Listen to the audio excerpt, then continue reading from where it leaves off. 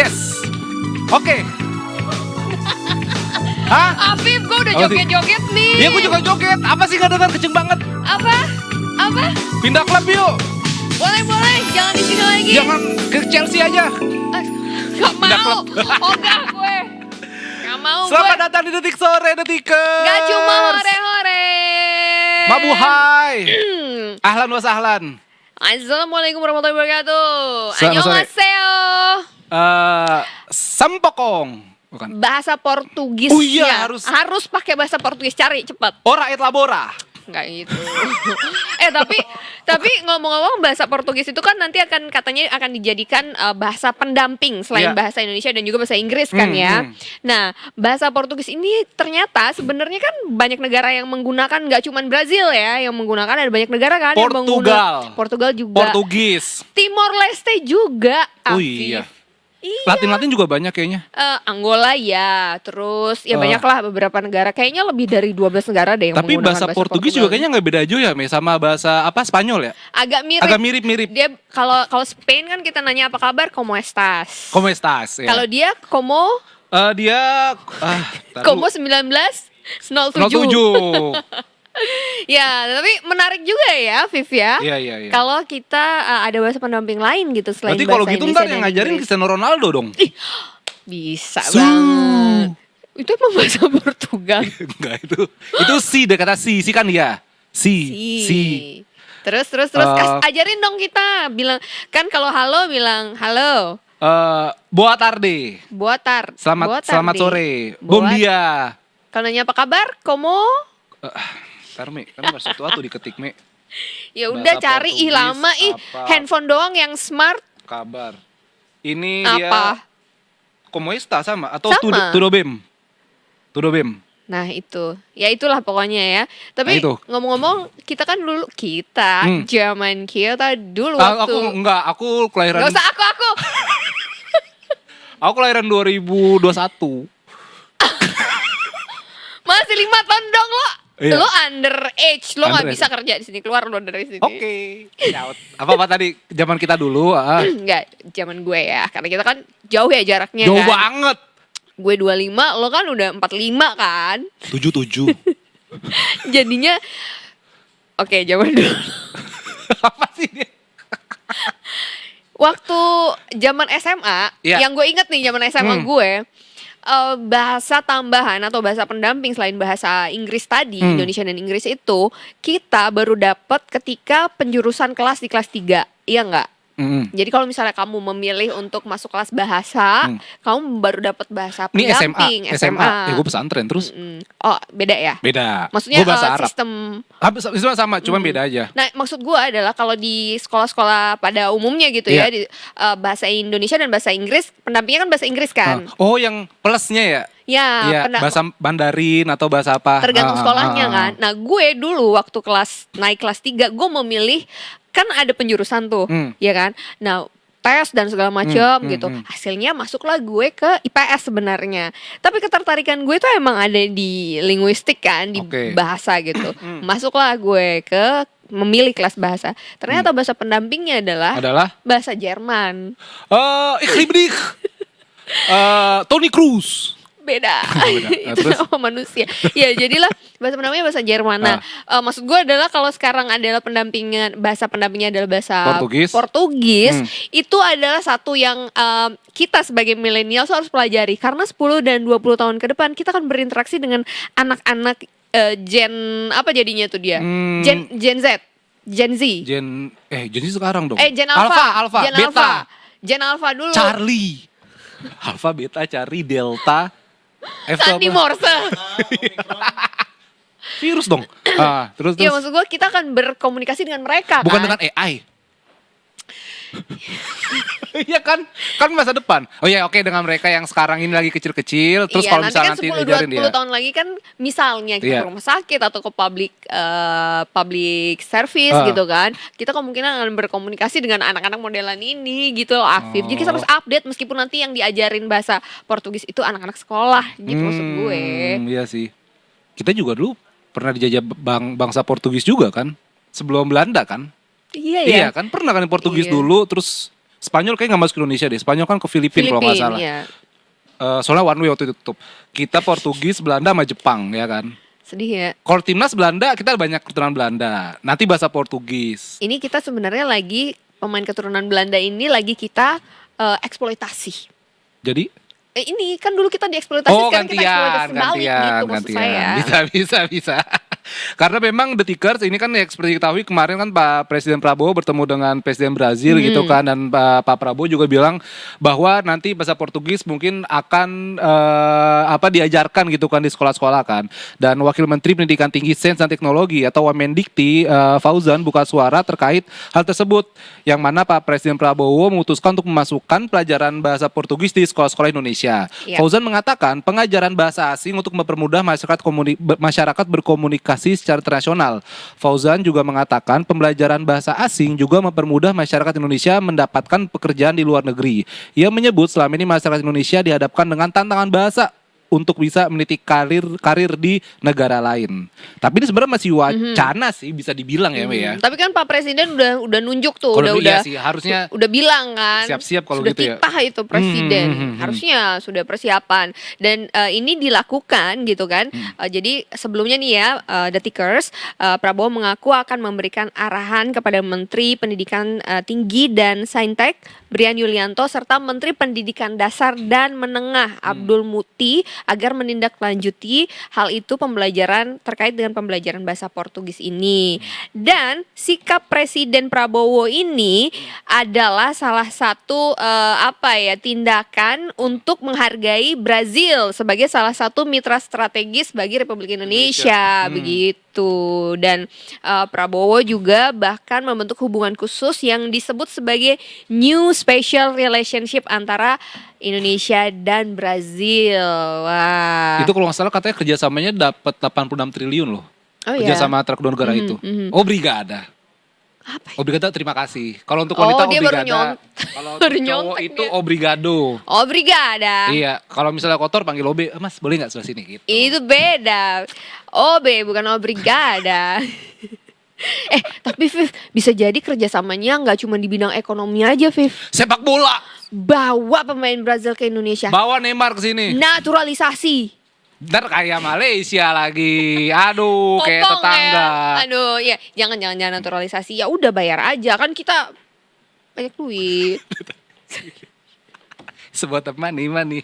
Iya nggak? Ini semuanya masalah duit aja. Neymar pasti mau datang kalau bayarannya lebih besar daripada Al Hilal. Nggak mungkin, itu mahal banget. Dia berapa digaji ya? Terus dia nggak main lagi ya? Nggak main lagi ya? Ya ampun, enak banget. Dia 2 triliun kalau nggak salah. Di bawahnya Ronaldo dia kan. Ronaldo kan 3 triliun per tahun, dia 2 triliun. Tapi dia enak banget, digaji gede, dapat fasilitas rumah, bukan rumah lagi, mansion lagi ya. Mansion. Wah, tapi nggak perform ya. Itulah enaknya makan gaji buta. Nah, The Tickers ini soal olahraga juga. Ini ada yang dari kemarin jadi rame trending begitu ya, rame banget ini. Yang mana Indonesia ini menolak untuk mengeluarkan visa bagi atlet Israel yang mau bertanding di kejuaraan dunia senam di Jakarta 19 sampai 25 Oktober. Jadi memang sebenarnya, nah ini menarik juga Pak Erik itu semalam yang tadi gue bilang kan, semalam ketemu sama Pimret. Terus gue, karena gue bukan Pimret, jadi gue gak ikutan kan. Tapi gue diceritain sama Pimret gue. Oh, dapet cerita. Iya, dapet cerita. Oleh-oleh nih ceritanya. Oleh-oleh sama suruh buat tulisan. Nah, katanya memang faktor keamanan yang menjadi alasan lah kenapa kita gak mengeluarkan visa untuk 6 atlet Israel. Dan 6 atlet Israel ini kan dan kita juga gak punya hubungan diplomatis kan dengan Israel kan. Dan karena kita faktor keamanan, si pihak Israel itu berkelakar begitu. Dia bilang, bukan berkelakar sih, dia ngusul kalau ya udah atletnya kita dampingin saja sama tim keamanan. Ya entah itu tentara atau apa begitu. Tapi akhirnya tetap gak mau. Jangan dong, nanti malah memicu keributan kan ya takutnya gitu. Dan bahkan Erick Thohir juga sudah menegaskan ya bahwa pemerintahan Indonesia memiliki alasan dan dasar yang kuat dalam mengambil langkah menghindari kedatangan delegasi Israel pada Gymnastics World Championship. Ini quote on quote dari dia ya. Langkah ini sesuai dengan ketentuan peraturan perundang-undangan yang berlaku. Prinsip ini juga berdasarkan UUD 1945 yang menghormati keamanan dan ketertiban umum dan juga kewajiban pemerintah negara Indonesia untuk melaksanakan ketertiban dunia. Begitu. Oke, dan dari statement atau dari sikap kita ini akhirnya IOC atau Komite Olimpiade Internasional itu mengecam atau memberikan ancaman ke Indonesia karena melarang atlet Israel ini untuk datang ke Indonesia. Ya. Jadi sikap IOC yang terkesan membela Israel ini membuat dunia bereaksi keras. Netizen di seluruh dunia itu ramai-ramai mengecam IOC dan membela sikap Indonesia. Jadi sebelumnya IOC itu mengancam untuk mengucilkan Indonesia di panggung olahraga dunia gitu, Viv. Jadi tidak boleh jadi tuan rumah gitu kan salah satunya. Tapi penyebabnya ini memang karena Indonesia menolak atlet Israel ini seperti yang tadi sudah disampaikan bahwa memang tidak ada kerjasama diplomatis dan juga sesuai dengan undang-undang dasar juga kan. Kita punya tanggung jawab untuk ikut aktif dalam perdamaian dunia. Itu betul, dia. Itu dan bahkan ya sebenarnya nih IOC juga bisa dibilang standar ganda sih ya. Bukan cuma FIFA ya. Jadi memang IOC ini jadi yang orang-orang atlet-atlet dari Rusia, Federasi Rusia itu juga mengecam IOC gitu. Maksudnya ya kan Israel udah nyerang Palestina gitu, udah nyerang Gaza, tapi kok masih boleh-boleh aja ikut serta begitu. Bahkan kabarnya juga Pak Erick Thohir kan juga member Indonesia kan member IOC kan, itu mau dicoret katanya. Cuman semoga enggak sih. Semoga enggak ya. Dan semoga ini kayak jadinya ada cywar juga nih antara media Indonesia dan juga Israel kan ya. Itu yang bikin semakin ramai gitu. Tapi semoga aja nggak usah diperpanjang lagi gitu ya. Semoga ini bisa diselesaikan secara baik-baik dan Indonesia tetap dengan keputusan atau sikapnya untuk tidak memberikan visa kepada atlet Israel dan mendukung Palestina begitu. Gitu. Menarik ya memang kalau kita berbicara dari segi olahraga atau dari dunia olahraga ya, Viv ya. Iya, kayaknya emang passion gue di sport nih. Ya udah kita nggak usah bahas yang lain, kita bahas sport aja semuanya. Iya nggak? Nggak tau kayak keren aja gitu kayak. Aduh, gue pengen jadi penulis yang bisa nulis berita olahraga gitu, Mi. Kan udah. Apa berita olahraga terakhir yang lo tulis, Viv? Banyak. Apa? Aduh, apa ya, Mi? Coba lo, karena passion lo ada di sana, lo sebutin satu dan lo kasih tahu ke Detikers apa berita olahraga yang lo baru buat dan rame atau trending nih sekarang. Selain IOC tadi ya. Oh, ini soal sepak bola Asia Tenggara yang gak baik-baik aja. Kita gagal kualifikasi Piala Dunia. Malaysia punya skandal naturalisasi. Skandal. Tadi gue bilang apa? Skandal. Antara skandal dan standar ya kan? Motor kali. Skandal naturalisasi. Thailand pecat pelatih Jepang. 3 pelatih di kategori timnas yang berbeda. Terus dan ternyata Thailand tuh lu tau Madam Pang, kenal kan Madam Pang kan? Nggak kenal sih tapi tahu. Ya, Madam Pang tuh kan baru ditunjuk jadi ketum FAT Federasi Thailand itu kan ini 2024 kemarin. Dan ternyata dia langsung bertubi-tubi gitu kayak misalnya ada pelanggaran hak siar, terus pemukulan wasit di Liga Amatir Thailand ya, terakhir pemecatan itu. Nah, itu jadi dia. Rame gitu. Ya, kalau itu dari luar, dari dalam negeri sendiri kita tentunya masih deg-deg juga nih ya, siapa yang akan menggantikan Patrick Kluivert. Nanti akan kita bahas loh. Nanti kita bahas. Seru. Bintang tamunya spesial. Pakai telur diikat karet. Dikaretin enggak? Dikaretin. Tapi dia ininya versi Arsenal. Kurang ya? Iya. Bagusnya di awal doang ya. Sombong lagi. Udah gitu tengah-tengah lupa ya kayak udahlah kosong ngomongin musim ini gitu. Di tengah-tengah kayak kita lagi ngapain ya di sini? Apa yang kita perebutkan di sini? Posisi kedua. Nah, itu ntar bintang tamu kita itu ntar tengah-tengah akhir musim lah pindah ke Wallipop kayak gua enggak mau nulis olahraga lagi lah gitu. Mau nulis make up aja begitu katanya. Oke, nanti kita lihat siapa bintang tamunya ya. Oke, next ini yang lagi ramai juga di Detikcom ya pastinya ya. Oh ya, sebelum masuk ke sana gue mau tanya. Alfi waktu udah umroh kan? Alhamdulillah ya. Waktu itu umrohnya pakai tour and travel. Obrigado. Syukron ya. Agak melenceng ini Makkah ya, bukan Portugal ya. Pakai tour and travel dong. Nah, karena sekarang pemerintah Indonesia ini sudah melegalkan umroh mandiri, Afif. Berangkat nggak? Wah, ayo dong. Mau jadi mutawif ya di sana ya? Ya insya Allah kalau dapet jalannya, Me. Udah nggak nulis berita lagi dong, udah nggak sesuai passion dong. Lebih nulis ke buku catatan amal sih.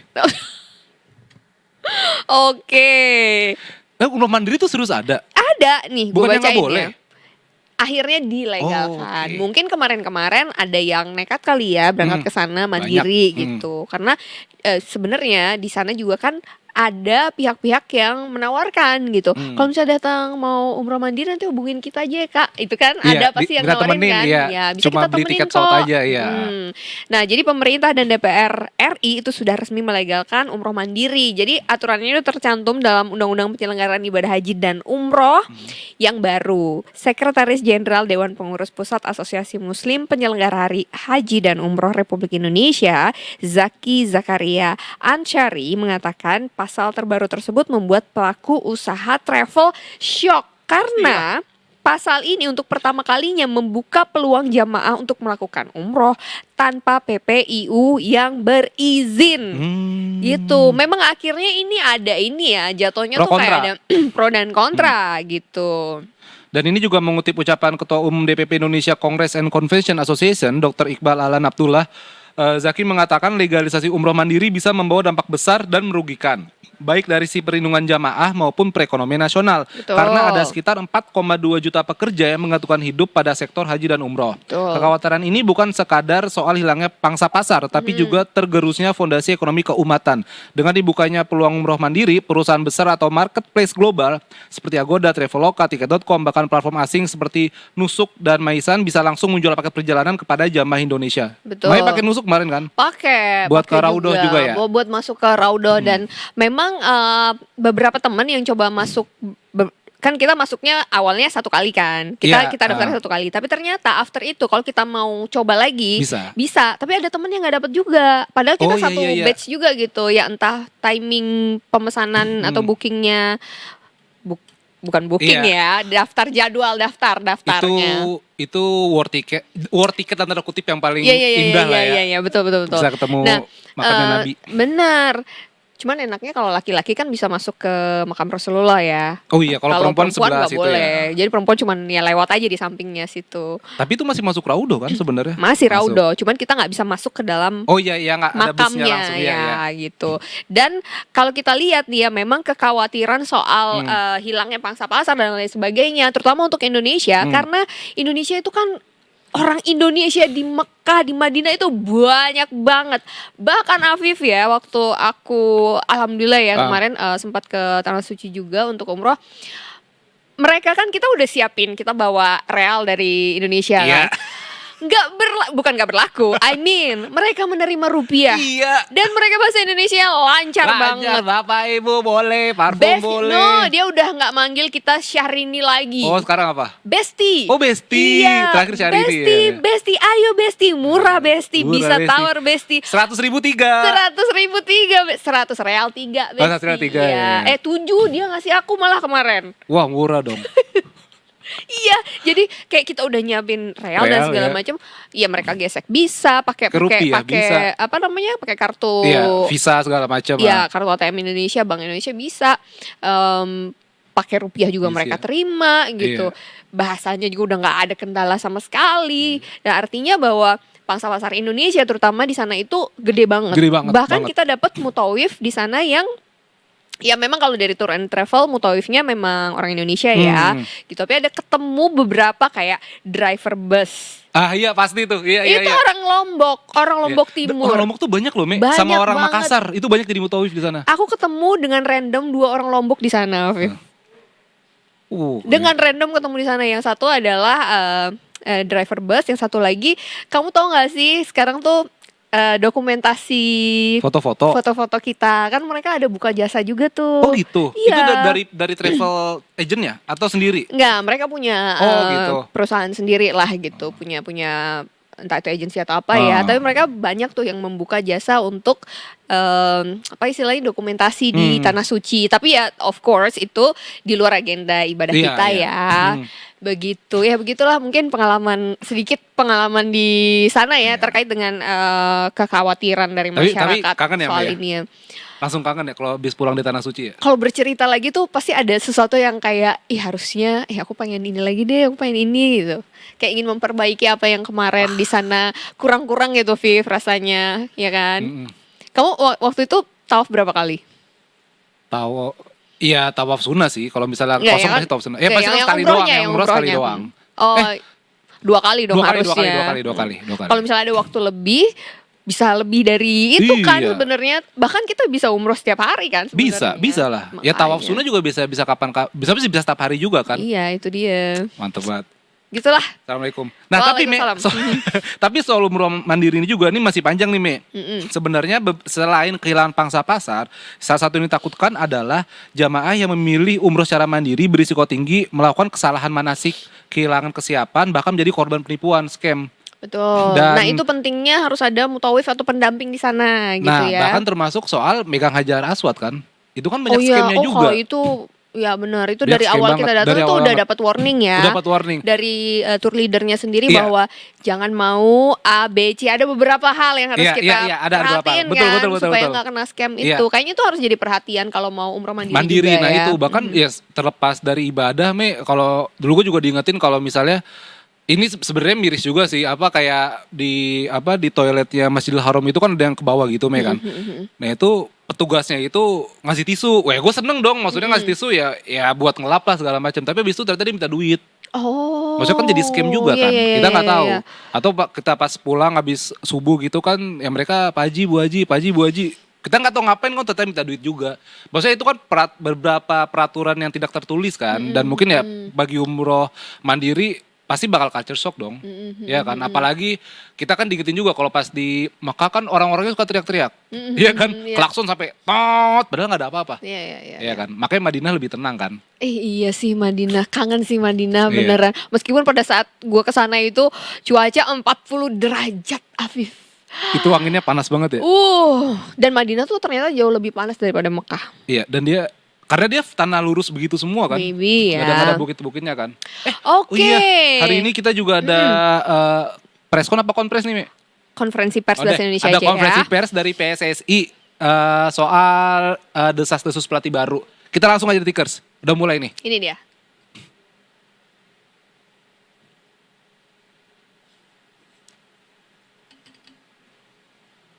Belum.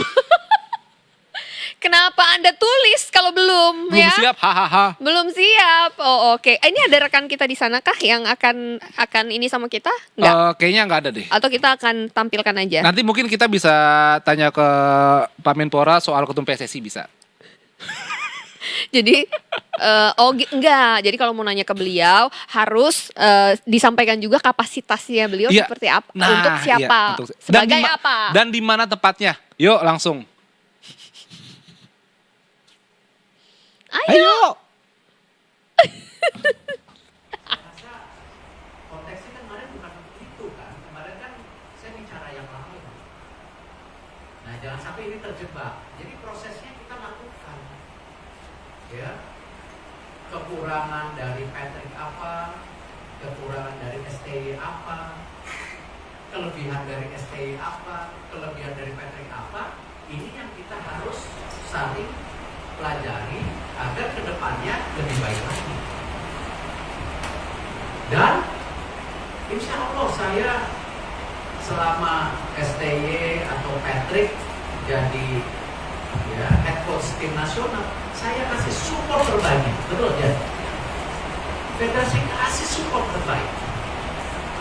Tetapi tentu ya bola seperti itu, up and down, ada hasil yang harus dipertanggungjawabkan. Ya, tapi nggak ada favorable karena terpenting itu kan tadi sepak bola ini kita bangun untuk nasional dari generasi ke generasi, gitu. Ya, blueprint PSSI itu tidak berubah. Kita maunya 2034 karena kenapa? Ada pembinaan dan juga ada pemain-pemain terbaik yang di luar negeri kita akan coba konsolidasikan. Tapi ada opportunity, ya kita coba. Dan saya rasa secara gentleman saya sudah mohon maaf, ya baik ke masyarakat, baik ke pemerintah. Secara gentleman langsung. Dan kita setelah kekalahan itu kita langsung rapat koreksi. At the same time, after the lose, I had meeting and I discuss with some of the exco. Cuman kembali itu yang kita lakukan. Nah, lalu nanti bicara FIFA Match Day.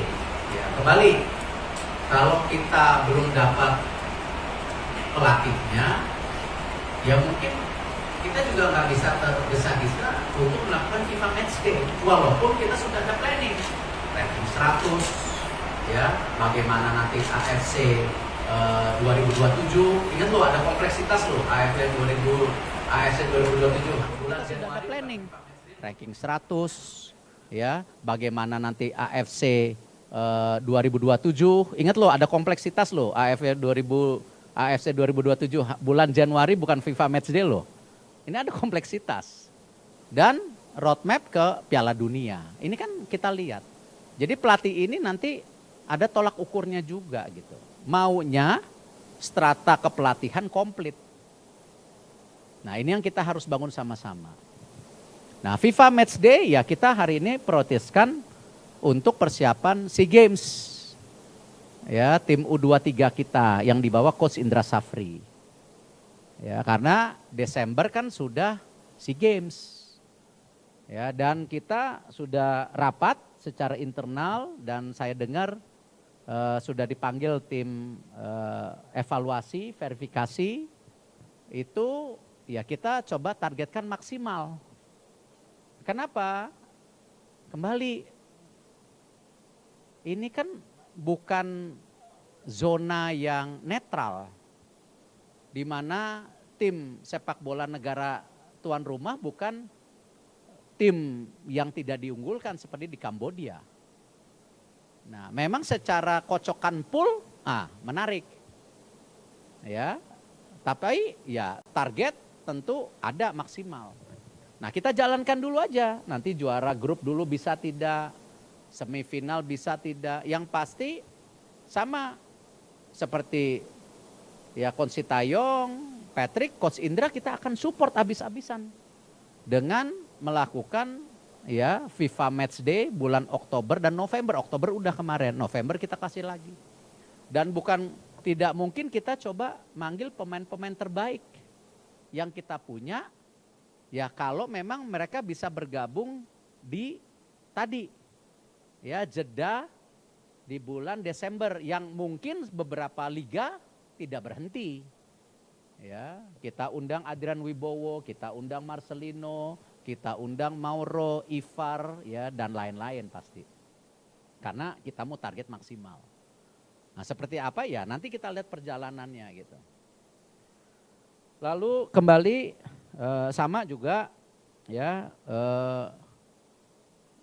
kita juga untuk timnas U17 ini sama ya Coach Nova adalah coach salah satu terbaik yang Indonesia punya saat ini ya. Kalau ditanya sudahkah Coach Nova berhasil? Berhasil, karena ingat juga blueprint target Piala Dunia U17 itu sebenarnya 2031 U17 World Cup. Ya kan Pak Sekjen?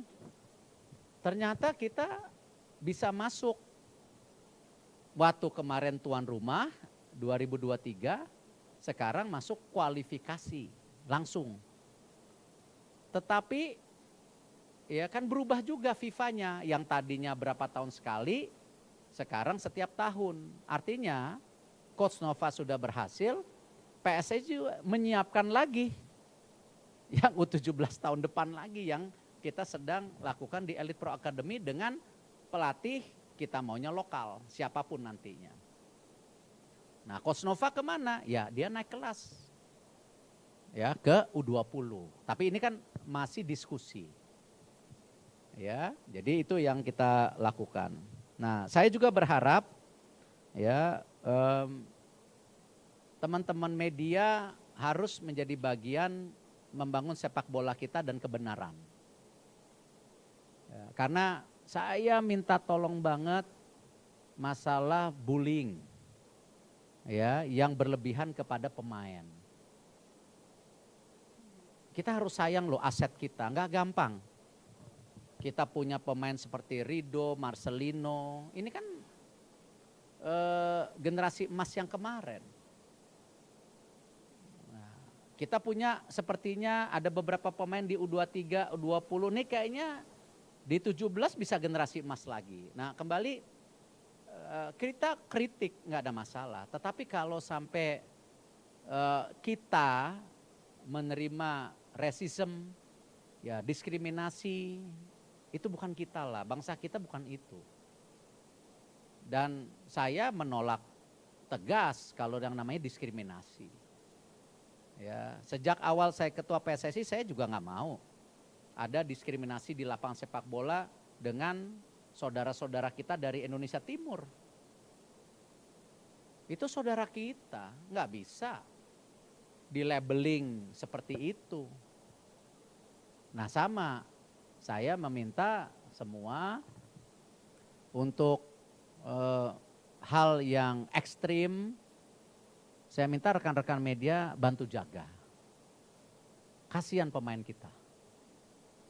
Ya kita harus jaga karena mereka juga jangan gagal ya pada konteks pengembangan diri mereka. Jadi Coach Nova sama saya, sama Sekjen, sama Technical Director, saya bilang juga untuk pemain-pemain yang U17 ya stop sosmed dulu, kasihan. Belum tentu mereka sekuat kita. Gitu. Kalau Pak Sekjen saya udah katam lah dibully. Tetapi kalau anak-anak kita yang U17, kasihan lah. Ya ini yang kita mesti jaga. Jadi itu yang saya mau sampaikan. Kalau ada tanya jawab, silakan ya.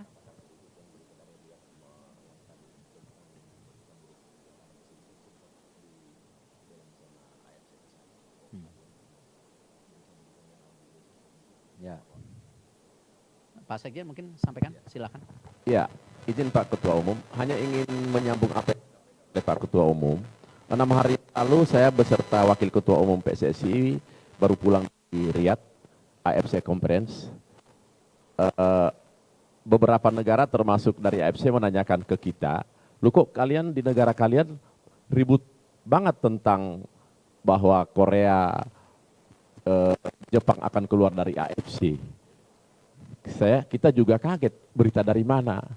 Dan ini kan tidak baik bagi kita, bagi federasi kita, bagi PSSI tentang berita itu, dan itu udah sangat viral banget di AFC tentang berita-berita dan media-media Indonesia menyampaikan tentang akan mundurnya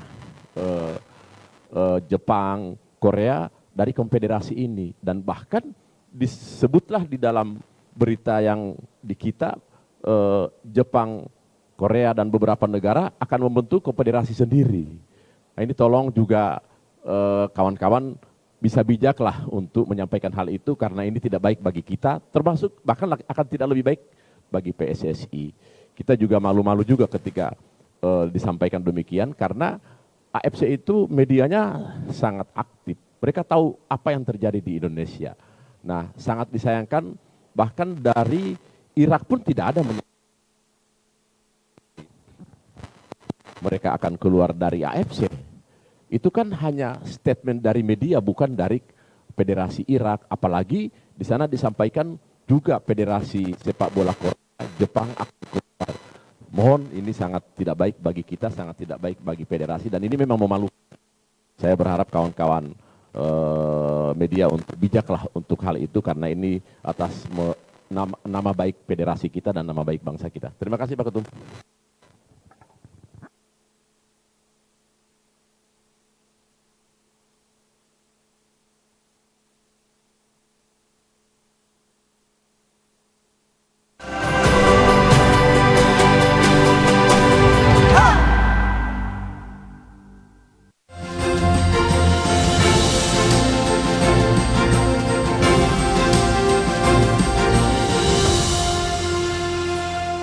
Halo Detikers, saya Elvan Dhani Sutresno, Wakil Pemimpin Redaksi Detikom, dan kita bersama di Jejak Pradana. Detikers, Jejak Pradana adalah program Detikom untuk mengawal 1 tahun Astagita. Apa saja yang sudah diraih Kabinet Merah Putih, Nah, hari ini saya sedang bersama Bapak Menteri Pekerjaan Umum, Bapak Dodi Hanggodo. Sehat-sehat Pak Menteri. Pak. Makasih banyak Mas Stefan. Terima kasih kehadiran Pak Menteri. Makasih Mas Stefan. Jadi Detikers Pak Menteri ini jarang bicara, karena beliau banyak bekerja. Nah, hari ini kita mau coba mengulik apakah sosok Pak Menteri itu sebetulnya apa sih yang sudah dikerjakan setahun ini. Tentu banyak bukti-bukti yang mau kita ceritakan. Pak Menteri, setahun Kabinet Merah Putih, apa saja Pak yang sudah Bapak lakukan? Satu kata Pak, setahun ini kayak gimana sih Pak? Tahun pertama sebetulnya sesuai arahan Pak Prabowo lebih banyak masalah siapin fondasi untuk tahun-tahun ke depan. Terus dilihat ke belakang itu ya sudah dikerjakan apa, kalau ada kurang kita betulkan. Kalau ada yang bagus kita bisa tiru untuk tahun-tahun ke depan. Jadi itu arahan yang dari awal saya dari Pak Prabowo. Yang dimaksud fondasi bukan hanya masalah fondasi jalan, jembatan dan seterusnya, bukan, tapi juga fondasi untuk masa depan anak-anak Indonesia. Makanya kemudian ada sekolah rakyat, ada SPPG dapur BGN, itu salah satunya ke arah sana. Jadi kalau menurut kami di Kementerian Pekerjaan Umum, tahun pertama ini adalah dalam rangka mendorong dampak transformasional berkelanjutan dalam membangun harapan sebetulnya. Harapan yang merata untuk masa depan dan pastinya untuk menegakkan martabat bangsa lewat pembangunan yang lebih memanusiakan rakyat yang selaras dengan cita dari Pak Prabowo Subianto. Pak Menteri itu bicara tentang masa depan bangsa. Ini banyak sekali yang sudah dilakukan Kementerian PU Pak ya. Tadi kalau saya lihat ada soal pendidikan segala macam. Berarti Bapak juga concern terhadap Indonesia Emas 2045 Pak ya? Pasti Mas. Kira-kira harapan masa depan bangsa itu kayak gimana sih di mata Pak Menteri Pak? Kalau kami kan lebih dititik beratkan ke infrastrukturnya. Infrastruktur Pak ya, untuk mensupport itu ya. Gedung dan seterusnya betul. gitu. Tapi kalau softnya itu biasanya diampu oleh kementerian terkait. Katakanlah sekolah rakyat. Kami cuma bangunan jelegrek gedungnya aja, tapi di dalamnya seperti apa, manajemennya seperti apa, kurikulum seperti apa, itu semua di Kementerian Sosial. Sama seperti kita bangunkan dapur gitu ya, untuk BGN. Kita bangunkan dapurnya ANSI, dapur plus, ya sanitasi yang bagus, ya air bersihnya bagus, tapi pengelolaan selanjutnya, sertifikasi kalau perlu sertifikasi, itu semua di Badan Gizi Nasional. Sama yang lain juga sama. Irigasi misalnya, kami cuma berkewajiban bagaimana dari air-air yang ada, apakah itu sungai, bendungan atau apapun, itu mengalir sampai ke sawah-sawah terjauh. Tapi setelah itu diampu oleh Kementerian Pertanian, bagaimana menyiapkan bibitnya, benihnya, alat-alat pertaniannya dan seterusnya, Mas. Berarti Bapak sering Pak keliling Indonesia Pak ya? Daerah 3T gitu. Ya, kayaknya sih wajib itu. Teman-teman juga Menteri PU, Mas. Apa suka dukanya Pak Bapak keliling Indonesia itu Pak? Cerita sedikit Pak. Jadi cerita di luar ini Pak ya teknis, pengen tahu aja Pak yang Bapak rasakan. Ya saya melihat sih pembangunan belum 100% merata gitu kan. Banyak dikeluhkan lah, banyak dikeluhkan.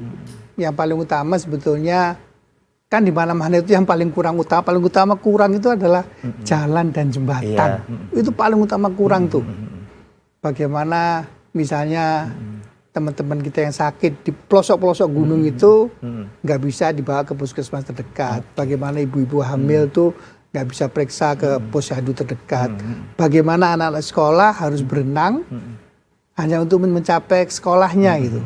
Ada beberapa tempat yang karena sungai itu penuh dengan buaya, jadi ngelihat dulu buayanya kapan minggirnya baru mereka nyebrang. Menarik cerita Pak Menteri gitu Pak. Menarik itu waduh. Kalau gitu saya selalu nangis Mas.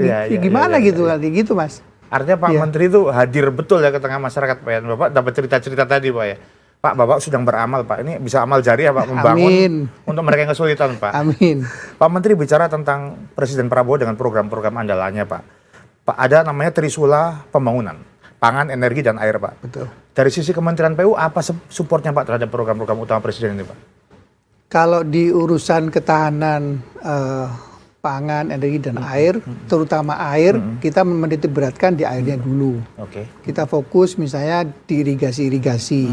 Kita bangun irigasi-irigasi baru di seluruh Indonesia.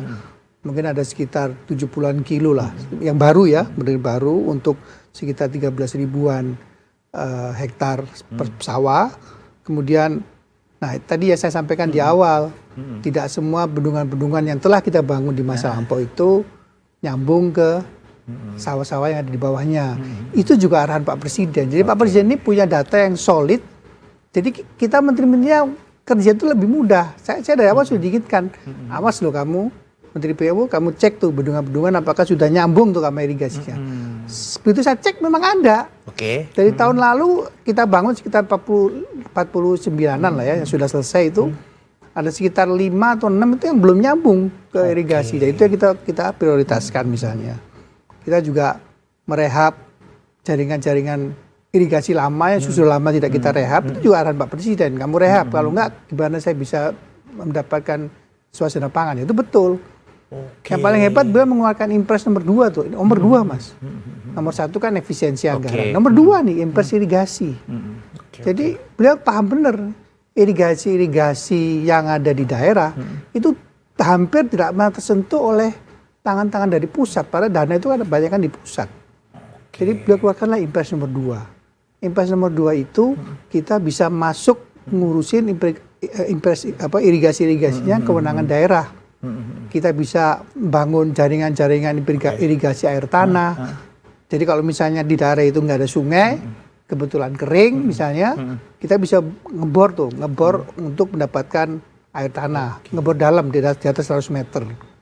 Sehingga sawah-sawah yang selama ini 100% ada hujan, itu bisa tidak lagi tak ada hujan 100%. Bisa mendapatkan air dari jaringan irigasi air tanah. Banyak Mas di seluruh Indonesia, banyak sekali itu yang kita kerjakan itu melalui Impres nomor 2 tahun 2025.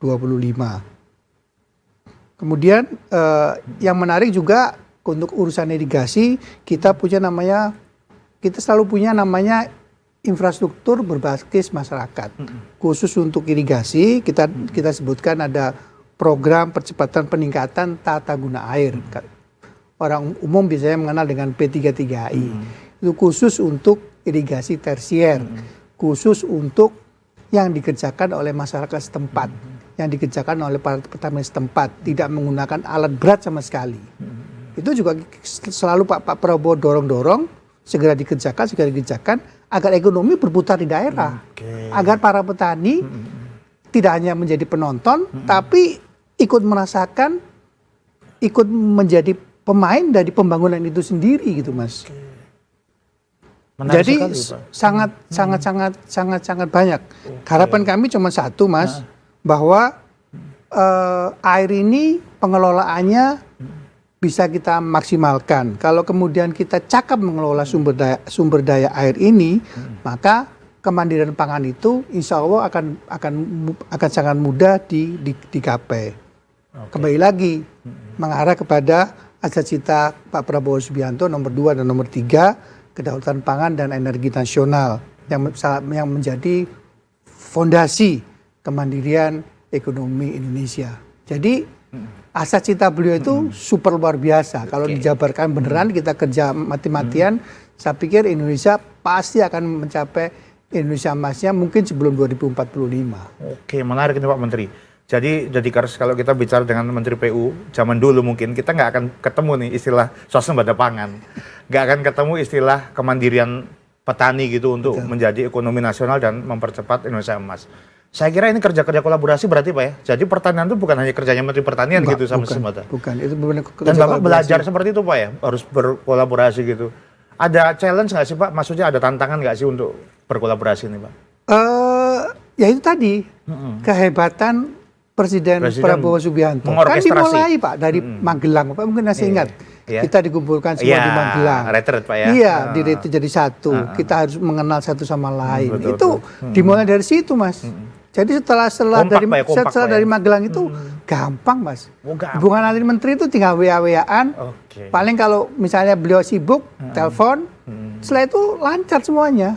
Tinggal kita bicara dengan eselon satu kita semua.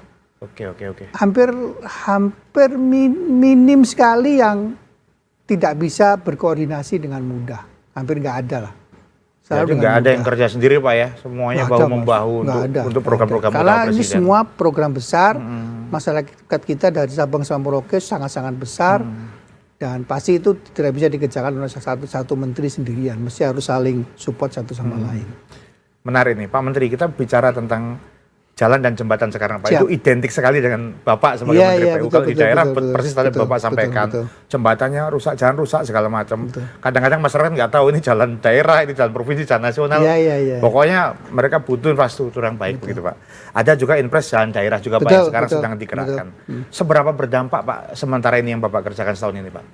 Kalau impres jalan daerah, kita bicara impres jalan daerah kan sebetulnya berawal dari backlog jalan kabupaten dan jalan provinsi kan. Kalau dibandingkan kemantapan jalan kita, kemantapan jalan nasional itu mungkin 90% plus. Tapi kalau sudah kita bicara jalan daerah, apakah itu jalan kabupaten, apa jalan provinsi, itu paling berkisar sekitar 60%-an. Backlog inilah yang kemudian oleh Pak Presiden dilihat. Makanya kemudian beliau mengeluarkan impres jalan daerah. Di samping itu tadi kan di awal saya sudah sebutkan, kita perlu banyak membangun jembatan-jembatan gantung, gitu, agar ibu hamil, teman-teman yang sakit, anak-anak yang mau sekolah tidak ada kesulitan lagi untuk menuju tempat-tempat sekolahnya atau puskesmas, posyandu yang terdekat. Termasuk yang ada buayanya tadi itu Pak. Termasuk yang ada buaya tadi itu. Iya, itu beneran Mas, itu ada di Maluku Utara, itu di Maluku Utara Mas, boleh dicek Mas. Bapak ngelihat sendiri itu Pak, sesuai itu. Betul. Jadi impres jalan daerah itu memang akan impactful sekali kepada masyarakat. Bagaimana rakyat mendapatkan jalannya, jembatannya, sehingga akan membangun semangat, sehingga akan membangun harapan, gitu. Harapan kehidupannya akan lebih baik, Indonesia akan lebih maju ke depan. Dengan terkoneknya daerah-daerah ini, insya Allah masyarakat bisa mendapatkan akses atau konektivitas lebih baik, sehingga logistik lebih mudah, kemudian tadi itu akses masyarakat kepada alat-alat vital misalnya ke puskesmas, sekolah dan seterusnya itu bisa lebih mudah. Kalau rakyat kuat, negara kan pasti kuat. Program ini di samping tadi itu untuk mengurangi backlog, yang utama tadi itu adalah sebagai saya sebutnya vitamin konektivitas daerah lah. Oke, vitamin konektivitas daerah. Penting kan itu Mas, karena kan dengan begitu kekurangan atau backlog ini akan di daerah bisa kita selesaikan. Oke. Bupati, gubernur, wali kota yang kemarin protes ke Kementerian Keuangan, kalau kemudian jalan-jalan dan jembatan kita bereskan, insya Allah kemarahan mereka akan sangat-sangat berkurang itu. Yakin saya itu. Kembali Mas, itu saya yakin sih impres jalan daerah ini adalah salah satu wujud nyata dari cita Pak Prabowo yang nomor cita poin 4, poin pertama dan ke-6, yaitu ketahanan nasional dan pemerataan pembangunan. Jadi bukan berarti kalau kemudian TKD dikurangin terus nggak ada pembangunan daerah, tidak. Pembangunan tetap ada di daerah. Karena maunya Pak Prabowo itu tumbuh itu dari bawah, dari desa. Bukan dari kota lagi, dari desa. Itu Mas. Ya, menarik Detikers. Pak Menteri ini dari tadi bicara tuh cita itu hafal satu persatu. Jadi wajar saja kalau bisa mengerjakan dengan istimewa Pak, karena memang paham perintah Presiden nih Pak. Pak Menteri, tadi Pak Menteri bicara tentang sekolah rakyat Pak. Gimana Pak ceritanya Pak? Menteri PU gitu Pak, ngurusi pendidikan Pak, itu gimana ceritanya Pak itu Pak? Nah, sebetulnya dari dulu itu PU itu ketitipan namanya dana pendidikan. Oh, memang ada Pak? Memang ada, memang. Okay. Jadi memang infrastruktur pendidikan seperti gedung-gedung tadi itu memang itu dimintakan tolong oleh menteri terkait untuk dibangunkan oleh PU. Nah, pada saat Pak Prabowo ada gagasan tentang sekolah rakyat, gagasan ini karena menyasar ke masyarakat kita yang belum sejahtera, yang ada di desil 1, desil 2, karena perintahnya langsung ke Menteri Sosial. Nah, Menteri Sosial mungkin karena melihat ini butuh pembangunan fisik, infrastruktur. Jadi kita juga waktu ditanya kaget, apalagi ini gitu. Tapi kan ya karena ini perintah Presiden dan memang ini baik untuk masyarakat ya kita kerjakan Pak. Jadi itu juga waktunya sangat-sangat singkat itu. Kejar-kejaran ini Pak program ini Pak. Kurang dari 6 bulan. Kurang dari 6 bulan tuh. Mungkin 3-4 bulan kita harus bisa merehab 165 sekolah rakyat rintisan. Dan jalan itu Pak semua Dan Pak? itu sudah selesai, alhamdulillah bisa selesai. Bantuan semua pihak, ada Kemendagri, Pemda dan seterusnya, itu semua berkolaborasi siang malam pagi sore untuk bisa menyelesaikan sekolah rintisan ini. Ke depan kita lagi mempersiapkan untuk membangun sekolah rakyat yang permanen, ada di 104 lokasi. Kami targetkan pembangunan selesai di Juni 2026. 2026. Sehingga pada saat tahun ajaran baru di Juli 2026 Sudah siap Pak ya? teman-teman yang dari desa 1 desa 2 bisa sudah mulai masuk sekolah. Bapak ngurusin swasembada pangan, kemudian ngurusin sekolah rakyat, dan sekarang ada program lain yang katanya Bapak juga urusin juga Pak, makan bergizi gratis Pak. Itu gimana Pak peran Kementerian PU di situ Pak? Sama sebetulnya Mas. Itu juga sama karena kan ini kan diampu oleh Badan Gizi Nasional, ya kan? Iya. Kementerian pengampunya kan Badan Gizi Nasional. Nah, semua orang juga paham negara ini kan sangat-sangat besar dari ujung ke ujung. Kita punya daerah-daerah yang 3T lah, tertinggal, terdepan, terluar, yang mungkin akan susah dijangkau oleh dapur-dapur yang pada umumnya. Iya, betul. Dapur-dapur yang selama ini, SPBG yang selama ini melayani mungkin 3.000 penerima manfaat atau lebih. Oke. Nah, untuk daerah-daerah yang terpencil ini kan pasti penerima manfaatnya akan berkurang. Mungkin less dari 3.000 atau mungkin hanya cuma 1.000-an. Nah, kalau misalnya penerima manfaatnya kecil, swasta atau investor pasti akan berhitung kan, nggak akan masuk, break-even point-nya kan nggak akan masuk. Iya, negara harus masuk. Nah, pada saat negara masuk, kami diminta tolong dong bangunin SPPG, SPPG-nya dibangunin dong, satuan pelayanan pemenuhan gizinya. Untuk daerah-daerah 3T itu ada. Untuk pertama kita diminta 264 lokasi Pak di seluruh Indonesia Raya. Itu paling jauh di mana Pak itu Pak? Buat bikin Pak? Waduh. Pulau-pulau yang pulau-pulau terluar, benar-benar terluar sekali. Itu standarnya sama Pak ya? Antara satu ini. Pada saat kita diminta itu, kita buatkanlah dulu 3 prototipe. Oh, sudah ada prototipe. Kita bikinkan 3 prototipe. Satu di Jambi, satu di Banjar, di kota Banjar, Ciamis, satu lagi di kota Kebumen. Kita suguhkanlah itu ke BGN.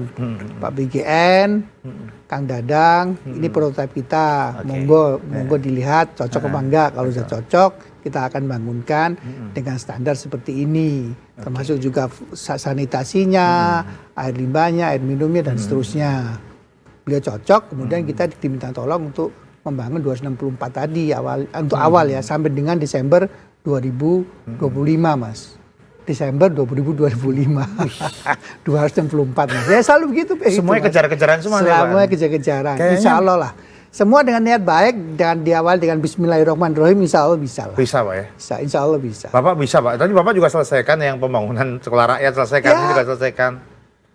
Kolaborasi kita dengan semua KL sangat erat. Kemudian di internal PU sendiri memang etos kerjanya sudah sangat-sangat bagus. Sehingga dan kita kan memang punya balai di seluruh Indonesia dengan total pegawai mungkin seluruh Indonesia hampir 30 ribuan. Jadi sebetulnya ya karena etos kerja itu sudah terbangun dari dulu di Kementerian PU, tidak terlalu sulit Mas untuk menggerakkan mereka bekerja lebih giat lagi untuk meraih yang dicita-citakan Pak Prabowo di asta citanya. Seperti itu Mas. Pak Menteri punya waktu berapa hari Pak? Ada yang namanya jam kerja, jangan-jangan nggak ada jam kerja Pak Bapak ini? 24 jam terus? Enggak, memang nggak ada jam sebanyak kerja. Itu pekerjaannya? Nggak ada. Kayaknya menteri itu nggak ada jam kerjanya. Nggak ada jam kerja. Nggak ada jam kerja, nggak ada hari libur, semua tanggalnya itu tanggal hitam. Tanggal hitam semua Pak? Iya, jadi jam tidur itu ya, jam tidur itu paling kalau di pesawat. Nyaman kan, di pesawat itu kan nyaman, nggak ada bisa nelpon kan nggak ada koneksi, jadi kan nggak bisa nelpon. Jadi dan tapi Mas, kalau passion ya Bapak merasa semangat untuk rakyat saya pikir kalau sudah untuk rakyat, saya kan dapat doping semiliar persen gitu, jadi semangat keluar lagi, jadi turun dari pesawat semangat lagi gitu Mas. Itu keluarga nggak ada protes itu Pak? Awal-awal protes Mas, karena kan waktu saya kemudian kan totally habis untuk ngurus rakyat. Tapi ya mereka paham lah, memang ini tugas negara. Ini adalah, ini termasuk menurut saya sih pengabdian. Setelah sekian lama saya di swasta, sudah waktunya saya mengembalikan sedikit kepada masyarakat. Itu sih Pak. Sedikit Pak, segitu Pak. Ya itu waktu ini. Bapak kalau maksimal lagi lebih dasar lagi. Waktu Mas itu Mas. Pak bicara Gitu. Kementerian PU Pak, juga belakangan ini di bawah pimpinan Bapak lah, aktif di program kebencanaan Pak. Ya. Itu seperti apa yang sudah dilakukan Pak sama ini Pak? Kalau kebencanaan sih dari dulu Mas. Dari dulu kita ini punya tim reaksi cepat. Jadi memang dari dulu semua balai-balai di Indonesia ini memang kita siapkan satu tim yang namanya tim reaksi cepat. Kalau ada bencana apapun, BNPB, BNPD, Basarnas, kepala daerah setempat bisa mengaksesnya. Jadi biasanya dalam waktu 1x24 jam apapun yang diperlukan kita siapkan. Ya, truk lah, ya alat berat lah, orang lah, super mie lah, air lah gitu-gitu kita punyanya siapkan. PU memang Pak. Ya PU, kita memang siapkan, Jadi biasanya saya tinggal koordinasi saja. Misalnya kemarin Bali, saya tinggal koordinasi dengan Pak Gubernur. Koordinasi dengan Pak Gubernur, saya koordinasi langsung dengan balai-balainya. Saya memang di hari pertama saya nggak turun. Kenapa?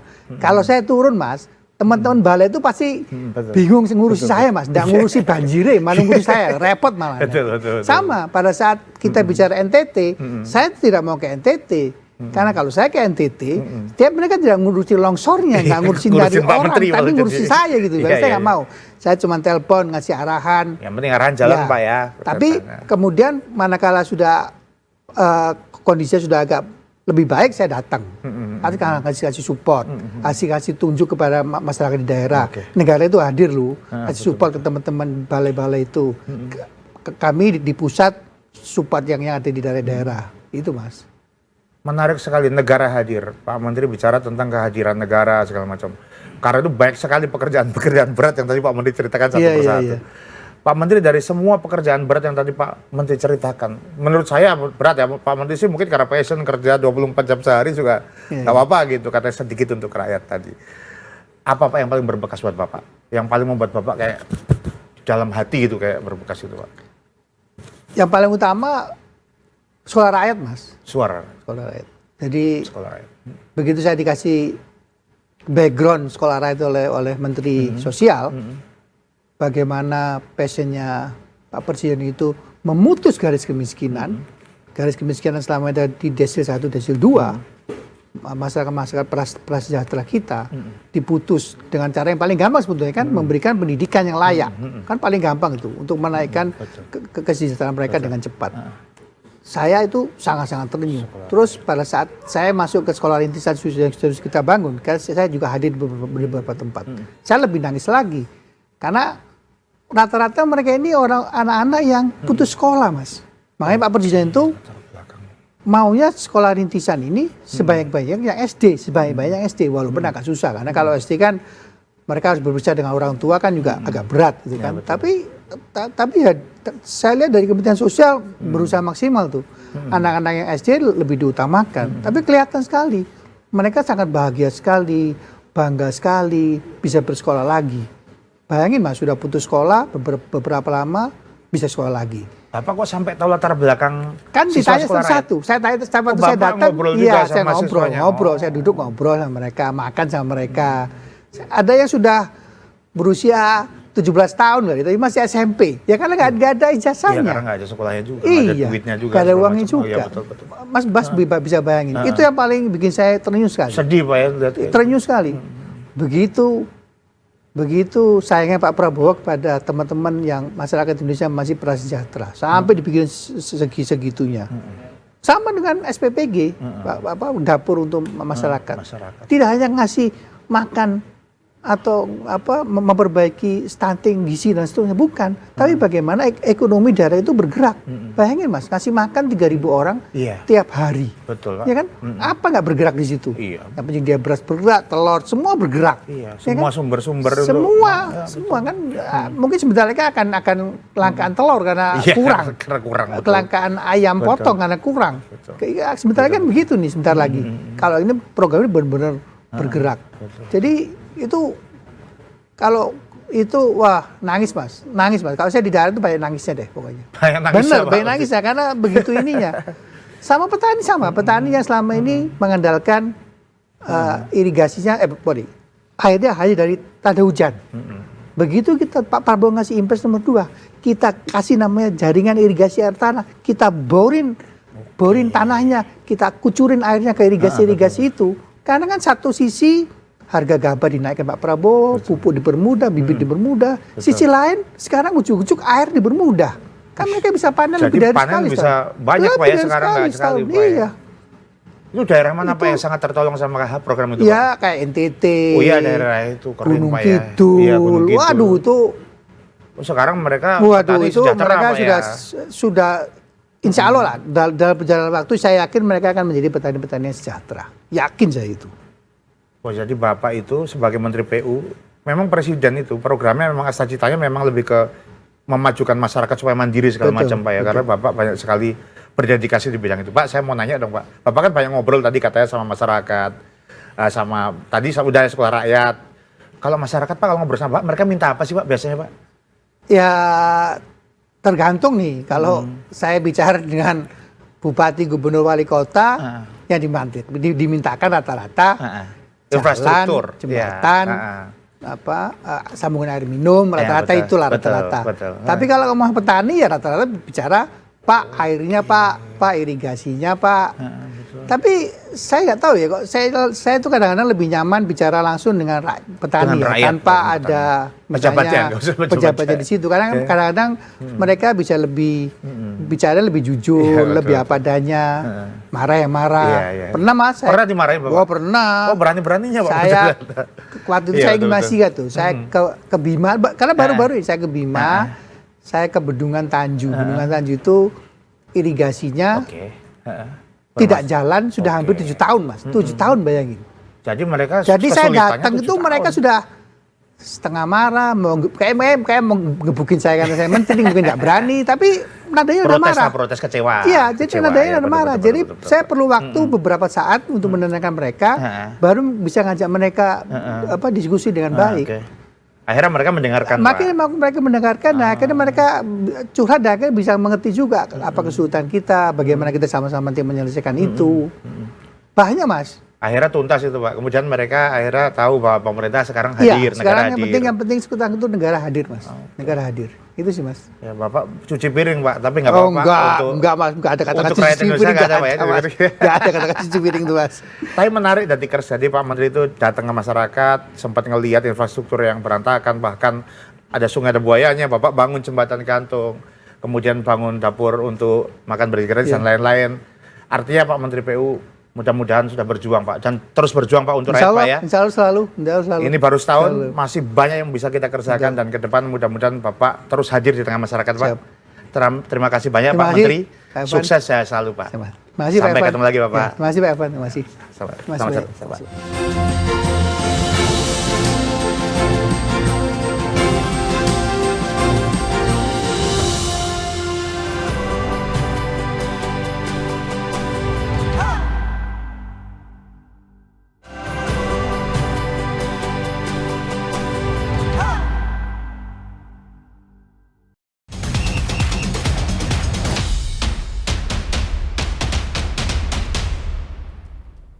Kembali lagi di Detik Sore. Enggak cuma hore.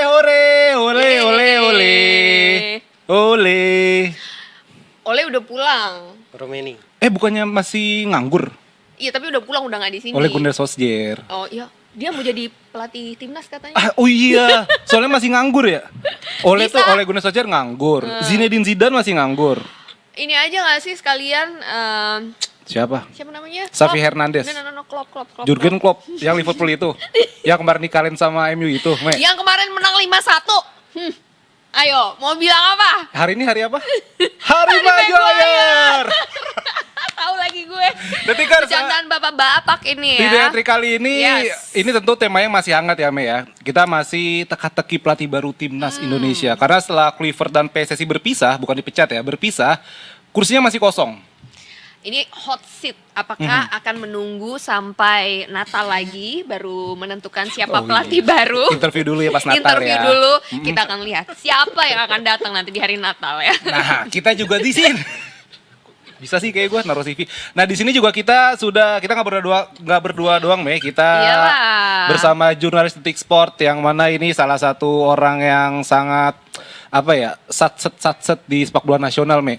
Dia pernah jadi ex ketum PSSI Pers, loh, Me. Oh, iya? Seriusan, wow. Tadi lu bilang dia mantannya Raisa. Sekarang beda lagi, Afif. Gue gak percaya sama lu deh, Itu beneran. pakai AI. Itu pakai AI itu seramnya di grup wartawan. Langsung aja kita sapa Randi Prasetya. Selamat sore Pak Randi, Pak Ketum. Sorry. Dia panggilannya di kantor panggilannya Pak Ketum ya? Ketua. Dianya aja ini ketua, padahal gue bawaannya dia ya. Tapi panggil ketua. Kan lucu ya. Jabatan nggak dibawa kemana-mana. Wow. Dia ingin mempertegas Ini bisa naik jabatan. nggak sih? Ini bisa bangun gak sih? Perlu gue pegang gak biar dia bangun? Kita manggilnya ketua kalau di kantor, Me. Ketua. Kan dia dulu ketum PSSI Pers kan. Pak Randi. Yes. Langsung aja nih. Sampai kapan kursi pelatih timnas ini kosong, Pak? Karena terdekat itu ada FIFA Match Day day di bulan November November nanti. ini, betul. Sampai kapan? Kalau feeling gue sih bisa malah di tahun besok ya. Buat feeling ya. Kalau masalah FIFA Match Day itu kan November. November. Sedangkan sekarang udah Oktober akhir ya. Kita masih belum jelas mau lawan siapa FIFA Match Day. Belum ada bocorannya, Pak? Belum ada. Kita belum jelas mau lawan siapa dan Iya. kita juga belum tahu Belum PSSI tahu maunya rencananya apa, apa. Iya, ya mau kan? rencananya apa. Jadi kayaknya pelatihnya harus menyesuaikan gitu sama kebutuhan PSSI ya nggak Tuh. sih? Atau mungkin bisa juga kalau ini kan sore ini kan ada mau ini kan Konvers. preskon dari PSSI. Preskon kompres sama aja sih. Iya, sama aja kayak sosmed sama medsos. Bisa jadi itu Kita juga nggak kompak aja sih sebenarnya. mengenai agenda seniornya juga kan salah satunya. Kalau siapa pelatih sih menurut gua karena ini FIFA Match Day nanti yang terdekat itu juga cuman uji coba, nggak ada agenda besar. Ya tunjuk aja pelatih lokal untuk sementara sih kalau kata Interim. gua. Interim. Berarti sementara. Interim. Iya. Caretaker lah. Caretaker. Gitu. Karabau. Bisa juga kan dipakai ke yang mau berlaga di SEA Games nih agendanya itu. Ya kan SEA Games sudah 22, Pak. Ya kita coba ya Indra Safri di combine sama senior. Bisa jadi sih. Tapi apa nggak mau kita rematch lawan Argentina gitu? Aduh, udah lah ya, main udah kidding-nya lah ya. malu. Aduh. Udah, Nggak, jangan diungkit-ungkit masa lalu yang bikin sakit udah gitu. Oh, mengapa harusin? Nah, enggak. Panggilnya juga bewok soalnya kalau di kantor. Jadi dia kalau nggak ketua bewok. Pak Randi aja lah di sini. Oke, Pak Randi. Pak Randi, tapi kita sebenarnya nggak bisa meremehkan FIFA Match Day dong, karena kan di FIFA Match Day itu kan nanti ujung-ujungnya dapat poin FIFA kan. Betul. Nah itu Betul. bisa ngaruh ke ranking FIFA kan. Kalau misalnya Supaya, kita kalah lagi, bisa gimana? jadi drop lagi Drop lagi ranking dong. FIFA. Supaya nanti kita nggak dibilangin nggak logis gitu loh. Karena 119 mau masuk Piala Dunia. Siapa yang nggak bilang, Me? Ada. Oh. 119 nggak masuk Piala Dunia nggak logis katanya. Mau masuk Piala Dunia mah nggak logis gitu kan? Iya. Iya tuh. Alek Pastor. Disebut lagi. begitu. Sebut aja Ape. Tapi kalau ini gue pribadi ya, masalah rank FIFA, apalagi kan kita di balap lagi ya sama Malaysia ya. Oh iya. Malaysia Harimau toh ya Melaya. dia main di Iya. event kualifikasi Piala yang Asia. kategorinya lebih bagus juga untuk perebutan poinnya.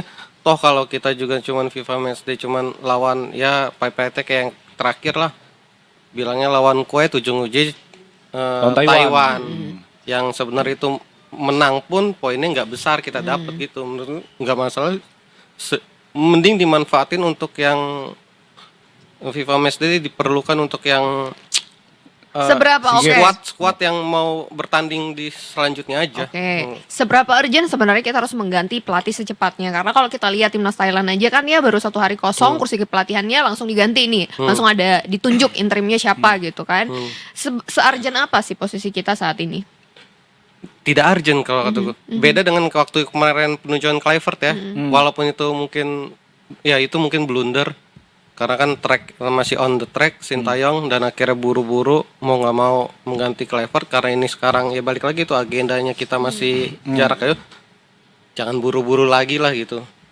tidak urgent sih kalau menurut gue sekarang ini, lagi nggak urgent. Jadi sebenarnya masih ada waktu kita untuk mungkin bagi PSSI sendiri untuk menentukan timnas ini mau dibawa kemana ke depannya dan menyesuaikan nih sama pelatih yang bakal ditunjuk. Betul. Tapi kalau menurut lo sendiri, sebaiknya Indonesia itu misal ini ada satu nama kan yang kayak nama STY kan mencuat lagi nih. Apakah STY akan lebih efektif kalau dipanggil lagi dalam artian bahwa STY ini sudah membuat fondasi bagi timnas Indonesia di awal-awal dengan pelatih dengan pemain-pemain naturalisasinya. Sekarang apakah momentumnya sudah lewat untuk STY balik ataukah nggak apa-apa STY balik lagi aja gitu? Kalau gue udah lewat momentumnya. Kalau mungkin ya bisa kita ingat-ingat sejarahnya pelatih di level klub atau tim nasional yang bolak-balik masuk tuh kayak tidak sebagus yang pertamanya gitu. Mungkin rasanya udah beda yang kedua kalinya gitu kan. Kayak gitu. Kayak dalam sejarah timnas Indonesia juga ada beberapa pelatih yang dipanggil lagi tapi ternyata nggak sebagus yang diharapkan kan? Iya.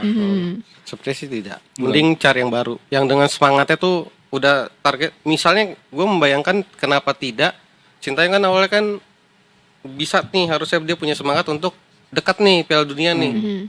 Ketika dia masuk lagi udah nggak ada target. Takutnya dia udah hilang lagi momentum. Jadi dia harus berpikir ulang lagi. Dari apalagi gitu gairahnya gitu, ngidupin gairahnya lagi. Dan kalau nunggu 5 tahun lama banget ya. Nanti susah lah kalau CLBK lah ya. Mungkin agak susah terkait dengan finansial juga ya kayaknya ya. Mungkin. Emang mahal ya katanya? Dengar-dengar sih begitu, mahal. Wow. Kan itu yang kemarin juga masih dicicil, Viv. Masa KPR bayarnya? Tapi ngomongin soal bunga flat 5 tahun, setelah 5 tahun syariah, naik. 1 tahun naik. Deket tol itu ya kalau nggak salah ya. Iya, nah, tapi malu ya. tapi kan sebenarnya juga kemarin Kamis kemarin itu Pak Erick Thohir selaku ketua PSSI bertemu sama sama para Pimret. Dan di situ Pak Erick bilang kalau memang dia menekankan mau move on dari STY dan Kluivert. Dan dia menjawab beberapa kabar kayak Louis van Gaal tuh kan. Louis van Gaal itu katanya rame juga isunya, cuman katanya enggak, itu kemarin itu bukan. Iya, itu kan rumornya gitu kan. Cuman katanya Erick Thohir, saya ketawa aja orang itu nggak ada apa-apa sama Frank de Boer yang dulu ngelatih Inter, dia juga belum kontak. Tapi balik lagi Pak Randi, apakah nantinya pelatih timnas Indonesia ini dari Belanda lagi atau mau coba Asia atau Eropa lah? Jepang gue setuju sih kalau Jepang. Terus Asia. Iya, Asia gue setuju sih. Jepang atau Korea lagi mungkin yang pelatih Vietnam kan, Park Hang-seo. Itu bisa karena kayaknya emang kita masih Asia tuh masih dekat gitu kultur bermainnya gitu sama kita gitu. Lebih baik sih itu. Kalau Eropa apa sih yang mau kita coba main passing juga ujung-ujungnya kita long ball juga sama si sama Irak kemarin ya. Kayaknya kalau untuk yang main Eropa ya sejauh ini kan kita masih cocoknya sama yang Spanyol lah. Luis Milla. Itu dia yang masuk loh. Xavi Hernandez bisa mungkin kalau kita punya duitnya. Kalau kita punya duitnya siapa aja sebenarnya bisa dipanggil bisa ya. Dipanggil, ya. Ini siapa namanya pelatih Madrid, panggil aja. Xabi Alonso. Mana mau kalau punya duit, ya kalau punya duit sih. Kalau kita sekaya Arab Saudi, ya enggak Cristiano Ronaldo aja bisa main di sono. Tapi Jepang sih gua penasaran, mungkin bisa dicoba. Kita Jepang belum pernah. Jepang timnas wanita waktu itu ya. Wanita sama futsal ya. Tapi untuk level timnas belum pernah kita pelatih Jepang ya. Belum sih, belum. Soalnya ya kalau gue lihat ya dari yang berkaca dari kepulangan PK dan juga rombongannya langsung menuju Belanda nggak ke Indonesia gitu loh. Kayaknya pelatih berikutnya tuh mesti ngerti culture para fans sepak bola juga. Masyarakatnya juga, culture sepak bolanya sendiri. Jangan cuman merhatiin, oh iya ada keterbatasan bahasa dan segala macam. Ini udah satu bahasa, apakah bisa? Ternyata buktinya nggak seperti itu juga. Sementara dia banyak dapat dukungan dari para fans kan, nggak dapat dukungannya juga, dapat hujatannya juga dari para fans karena merasa kok dia nggak ini sih, sopan santunnya kok tanda kutip ya, sopan santunnya kok nggak ada sih gitu, nggak balik dulu ke Indo menenangkan masyarakat Indonesia kayak atau apa karena kita kan minta maaf konvers kayak. Iya. Bahkan dia di IG-nya kan nggak ada kata maaf loh, Mi. Nggak ada, cuma menjelaskan aja, gitu nggak? Sepakat sih, cuma itu sih kesalahan fatal dia sih ya, dia tidak menemui supporter menurutku. udah gitu langsung dipecat lagi kan, nggak Balik ada ke Belanda. ya Langsung balik ke Belanda. balik ke Belanda. Ya mungkin dia pikir nanti bisa balik lagi, ternyata dipecat kan, balik lagi buat apa, mungkin ngambil barang yang tertinggal kali kalau itu. Paling dia ada minta belum itu? kirim. Oh. Nah menurut gua Orang sepatunya ketinggalan aja di sono minta Oh, kirim. aduh. Di pinggir jurang banget ini. Mereka paket. Nih. gue sih bisa memahami ya kenapa dia tidak menyamper ke supporter ketika itu ya, Abis yang Onirak. di sono ya. Takut dilempar botol aqua ya. Iya, gue mikir gitu. Karena kan sebelum match mau selesai aja kan botol-botol rusuh ya, kan iya kan, botol-botol udah botol berterbangan ya. mungkin untuk menghindari itu gue bisa paham, tapi setidaknya Tapi nggak gitu juga setidaknya lah. jangan bener-bener di bench. Seenggaknya agak maju sedikit kayak gitu, walaupun takut kelempar ya menurut gue. Toh juga Wajar kok dilempar.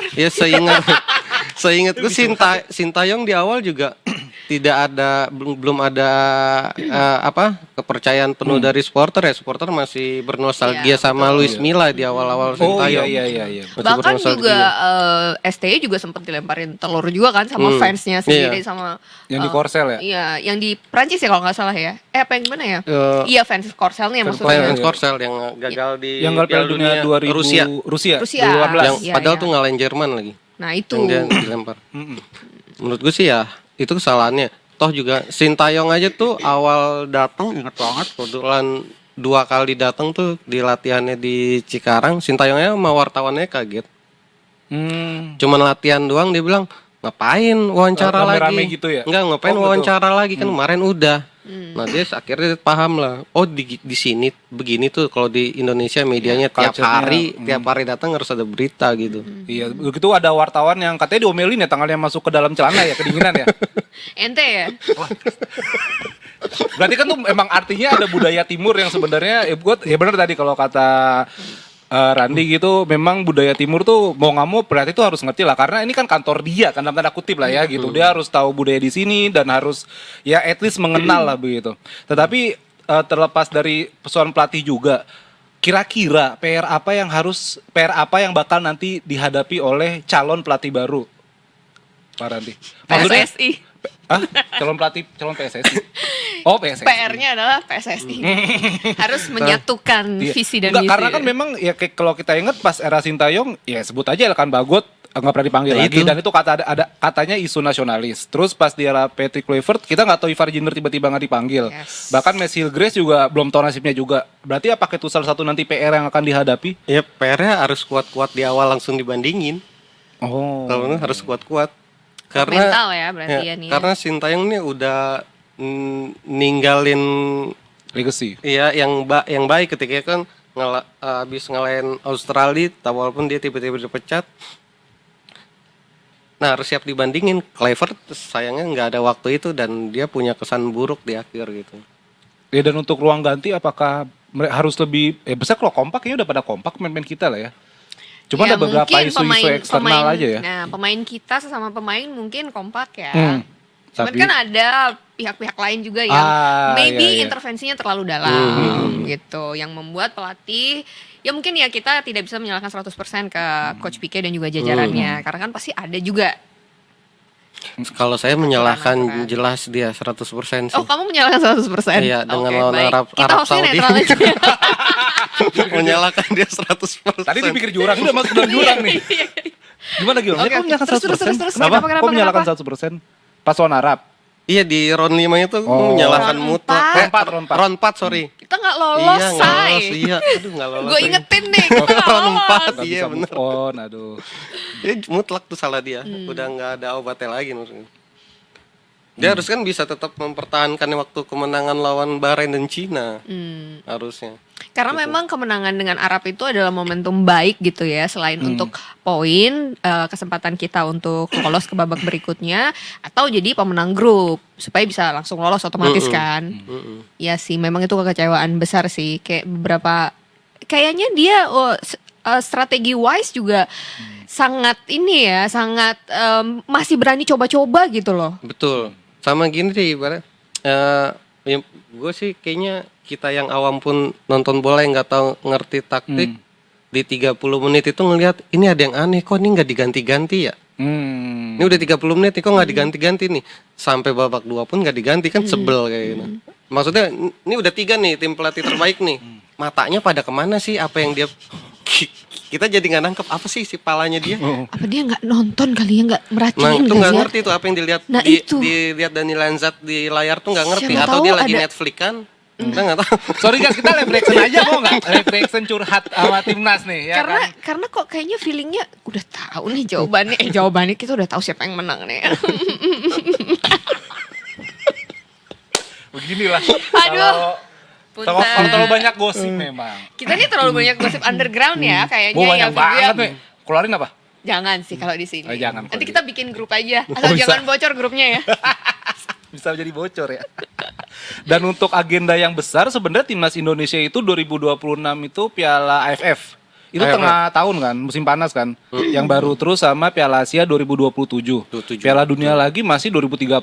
Berarti at least kualifikasi 2028 lah.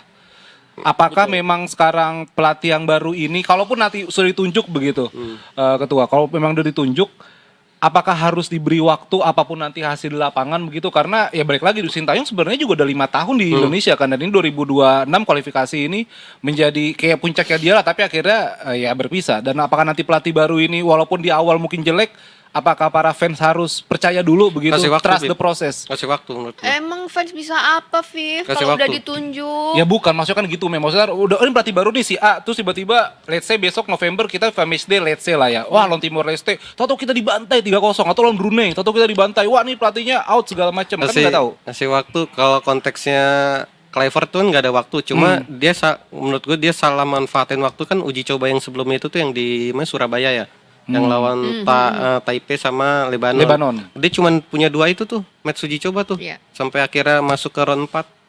Nah dia cuma itu waktunya mepet emang. Nah dia sayangnya kan itu dia mau nyoba-nyoba kan, ternyata itu yang dipakai di round 4 kan skema mainnya.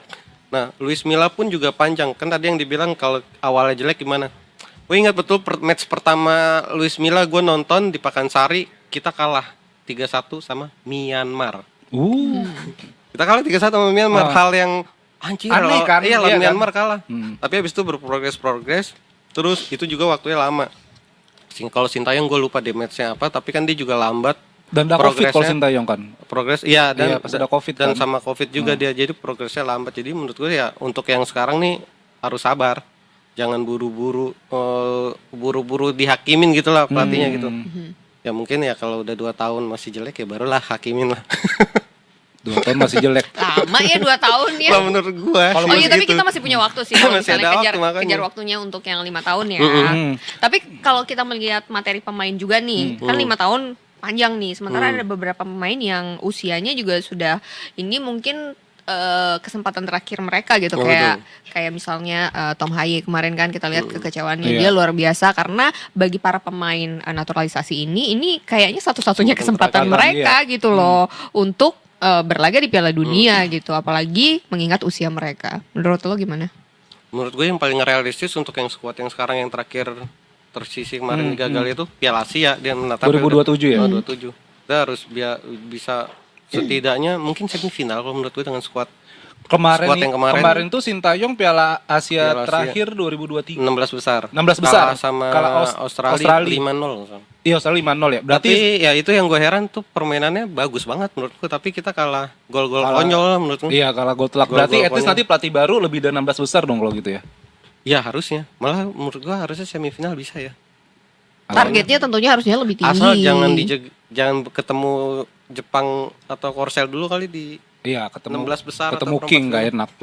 King Jepang kan. Atau ketemu wasit-wasit yang Yang- nakal. ya, wasit-wasit Wasit yang- kadang juga ya, kadang keputusan wasit itu seperti kemarin juga kan, meskipun ya kita tidak bisa berbuat banyak gitu mengenai soal wasit dan gimana caranya juga supaya kita ngasih protes yang tidak berujung kartu merah begitu kan.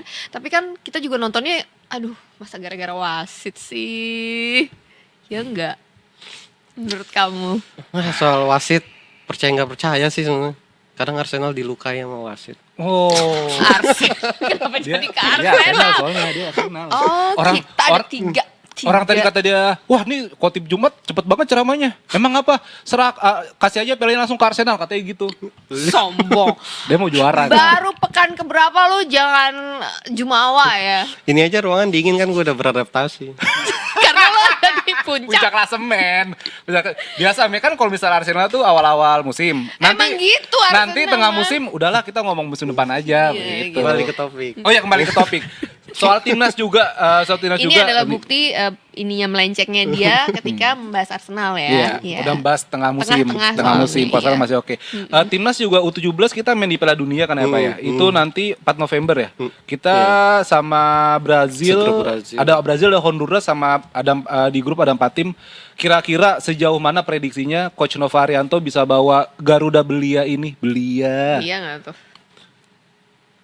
Nih kalau untuk bisa lolos grup atau enggak nih?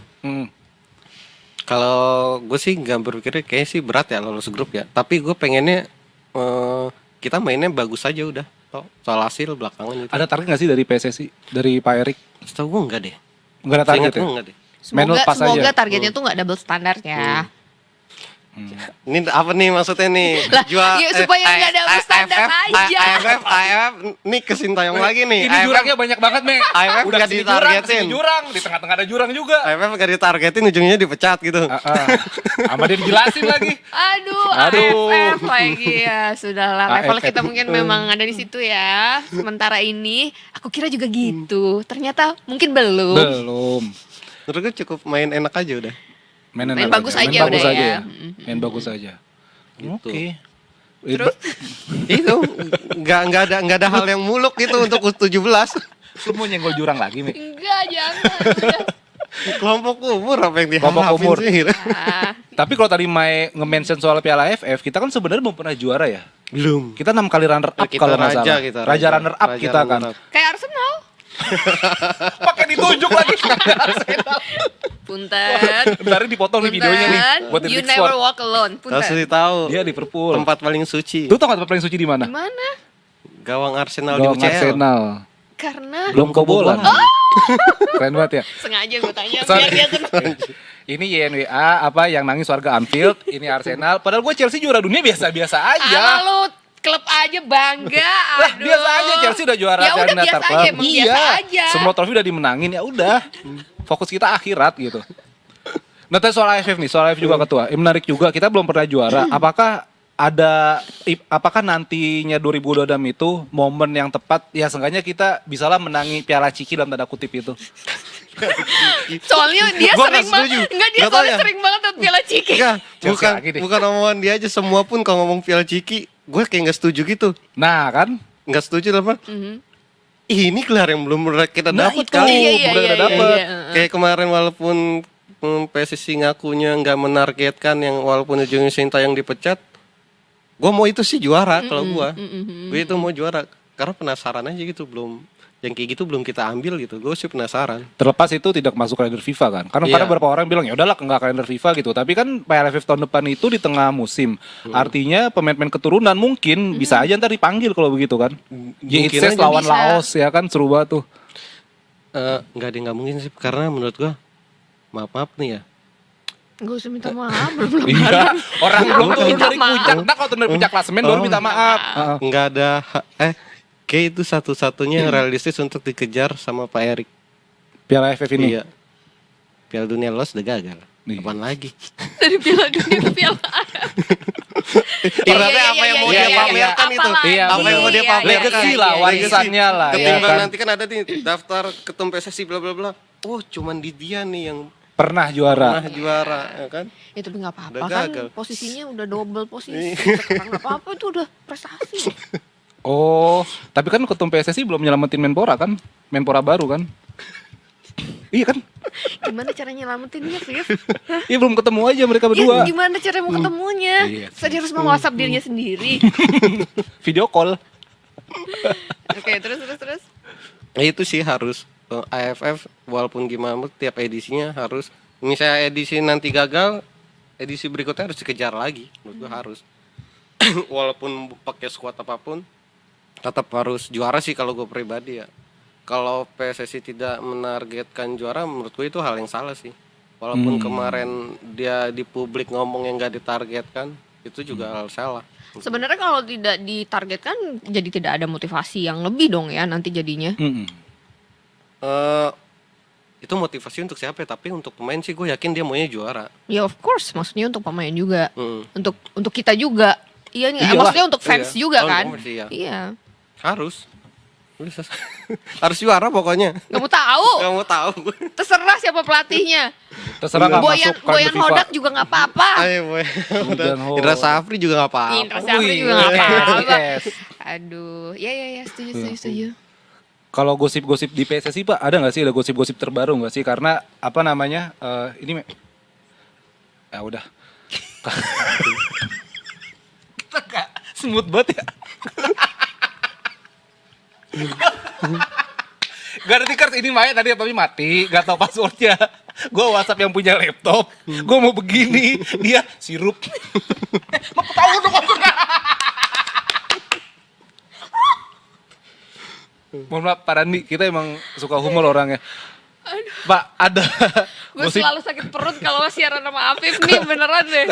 ada gosip-gosip nggak sih Pak dari PSSI? Maksudnya kan ya setelah Patrick Kluivert out, muncul juga hashtag Erik ET out ya kan. Dan juga kan ya kita tahu beberapa tim, beberapa anggota Exco juga dalam tanda kutip kayak bukan diserang sih, kayak mana nih katanya ini tim kepelatihan terbaik begitu ya kan Me, ikat kan Me, udah jangan panjangin. Iya gue diem.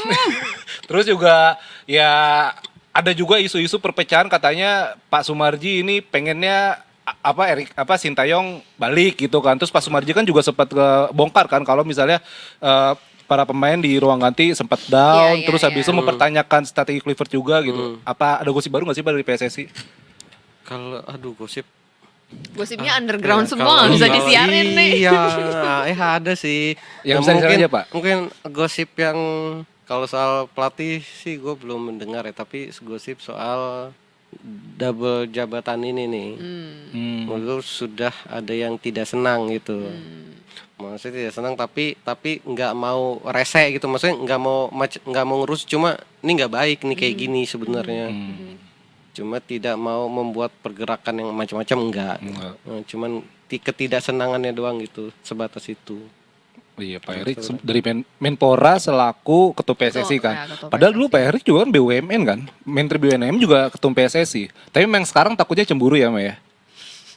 Cemburu cabur-cabur lain, ada kecemburuan ya nggak sih? Sebenarnya yang dikhawatirkan itu, tapi kalau kita lihat rekam jejaknya Pak Erik juga kan cabur-cabur lain juga beliau sempat menjabat di sebagai Perbasi pernah.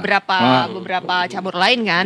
Dan kayaknya juga beliau udah statement tuh kalau misalnya akan berlaku adil untuk semua cabur-cabur, untuk cabur-cabur lain ya mungkin akan lebih diprioritaskan yang punya potensi. Begitu enggak?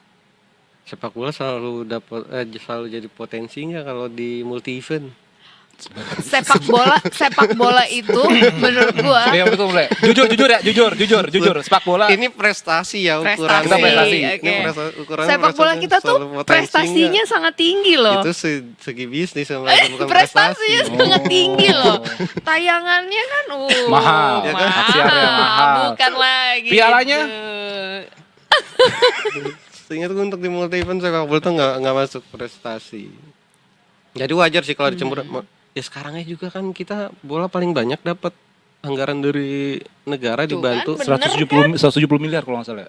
Ya segitu nyampe lah. Ratusan miliar lah pokoknya lah. Tapi prestasinya di multi event belum. Iya, belum. Jadi maksudku mungkin kecemburuannya bisa nggak Pak Erik ini membantu hal yang sama ke cabur yang lain. Oke, mungkin yang terdekat bulu tangkis lah, bulu tangkis kayak gitu. Atau ke mana? Yang panjat tebing. dinding ya. Panjat tebing. Spiderman panjat dinding. Kalau panjat dinding, Iya. panjat dinding pakai Pak dinding. Iya. Dinding Pak dinding. Tahu gue lagu itu lagi. Harusnya begitu sih. Kecemburuan mungkin di situ. Udahlah nggak usah cemburu-cemburu, kita buktikan saja gitu ya keadilan. Karena ini juga kan memang masih hitungan bulan ya. SEA belum- Games. Enggak, maksudnya jabatannya beliau gitu kan. Kita lihat karena mendekati beberapa event yang akan approach, mungkin bisa dilihat lah nanti seperti apa dukungan-dukungannya. Kan kalau di DPR kalau nggak salah ada juga komisi yang memonitori itu kan. Komisi 8, 10? Lupa ya aku. 10 10 kalau nggak 10 salah. ya. Maksudku ada pengawasannya. Fungsi DPR apa sih? Dewan Perwakilan Rakyat. Jadi mewakili rakyat begitu, Me. Enak banget dilempar, tiba-tiba ditepok. Toto jadi imam gimana ditepok begini? Fungsi DPR di olahraga. Urus naturalisasi kayaknya. Naturalisasi masih Soalnya, apa-apa? Enggak, soalnya kalau kita baca komentar dari para netizen ya, kalau misalnya kayak, oh iya ini kalau misalnya ada kecemburuan jangan khawatir, kan ada pengawasnya nih dari DPR, kan ada pengawasnya. Jadi netizen itu dengan satirnya bertanya, fungsi DPR apa sih? Gitu maksud aku. Oh gitu. Emang percaya? Enggak sih gua. Udah mau dibersihin, sampai diberantakin lagi. Kan susah nyapunya jadinya ya. Ngepel, Viv. Nyuci motor. Sebentar, oke boleh. Terus. Ya untuk Pak Erik pertaruhannya soal medali kita bisa atau enggak di SEA Games gitu. Pertaruhan terdekatnya dia itu. Untuk mau dia membusungkan dada nih logo aja Menpora. Menurut gue gitu. Kalau untuk di bola udah hilang. Yang penting prestasi. Prestasi. Iya, prestasi udah. Duh. Fulus. Tapi kan dia Pak Erik nanti ketum PSSI sampai 2027 kan kalau nggak salah. 27 harusnya November 2027. Nah kalau ketum PSSI itu bisa maju 2 periode. bisa Ketiga tapi nggak boleh ya, belum ada. 2 periode. Kalau mau 3 periode lolos dulu Piala Dunia. 3 periode enggak, 2. Iya sih bener, nggak ada kapan. Tapi udah sejak lama sih Pak Erik nggak mau sih 2 periode. Pak Erik nggak mau 2 periode. Nggak mau. Ini kalau versinya orang terdekat ya. Oh gitu. Yang pelatihan terbaik. Oh. Siapa? Nggak mau katanya. Siapa? Lu bisik-bisik depan mic juga kedengeran kan. Kecuali begini. Nah itu baru ini. Lagi dia juga di depan mic. Coba kita gini. Begitu. Kita Kalian sih nggak mau. tutup, tapi dia jawab di depan mic. Wah. Kasihan dong. Cuma ya. Kasihan tim gue ini bahasanya nih aduh. Ini Oh, bos begitu. kamu ya? Iya. Bos mana lagi yang Bos manggil bawaannya ketua? Wah, gak banget ya kan. Humble, fansnya Chelsea tuh humble. Oh, udah juara Down to dunia. earth, udah juara dunia. Dunia mau apa, Antar cari klub apa lagi? Mau apa lagi? Di Liga Champions mainin U20 aja menang. STFO U20. Iya, bener lagi. Atau aja 20 kayak apa ya? Emang Chelsea targetnya itu Piala Dunia 2030 nanti. Kalau di Indonesia. Mau rematch. Indonesia Argentina ganti aja Indonesia Chelsea gitu ya. Iya, bener. Rematch. Kayaknya kan kita udah selesai main king-kingnya sekarang Iya, kan. king-kingannya udah selesai. Sedih banget ya. Iya. Lawan king ini aja. Cucu Raya. Cucu Rea. Cucu Bukan Rea. King Egypt. Ya itu juga. Mau salah jadi cabut gak sih, Me? Jangan dulu dong. Tapi dia udah ngapus ini loh, foto Jangan Liverpool dulu kan. Dong. Ya jangan dulu lah. Apa sih? Itu klub yang pelatih yang ngeluh set piece tapi Matiin mic-nya dia. Matiin mic Narsum tolong. set piece terbanyak di Liga Champion golnya. Iya, Tolong ikutin mic, siapa itu ya? Narsum dimatiin ya. Bola mati ikutin siapa itu ketua ya? Ikutin King Arsenal. Oh mantep banget. Ya padahal udah pernah juara Liga Inggris lama loh dia. 17 tahun berapa tahun dia? 2004 terakhir kalau nggak salah Arsenal juara kan? Invisible. Invisible Karena tak 2004. terlihat ya. Invisible kan tak terlihat. Mohon maaf. Iya kan? Salah gue. Gak salah. Semangat. Baru awal musim kita kasih dulu lah. Iya ya, kalau soal liga memang lagi rame kan karena setelah jadi internasional kemarin Liga Champions main. Minggu ini juga Liga Inggris udah main semua kan. Minggu depan Liga Champions main lagi deh kalau nggak salah. Oh, 2 minggu lagi ya. November. Awal November. November. Terus MotoGP tinggal 3 seri ya? Iya, Sepang, Malaysia, sama Valencia terakhir. Apa lagi? Ada tuh lagi tuh yang lupa. Pokoknya ada 3. Ada 3. Dan tuh Marquez juga udah pasti out kan? Dia udah pasti out kan. Martin juga udah dari seri yang keberapa dia juga udah nggak ada di udah nggak main lagi. Marquez out. Bukan. Beda. Kebetulan ini. Beda itu. Ini Patrick Marquez namanya Pak.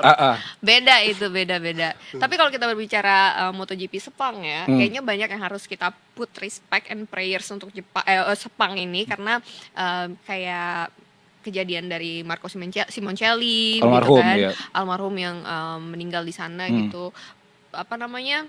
Para pembalap kalau kita lihat di Instagram officialnya MotoGP juga kan put respect untuk kejadian itu. And then di awal musim ini di practice season di awal-awal musim tes.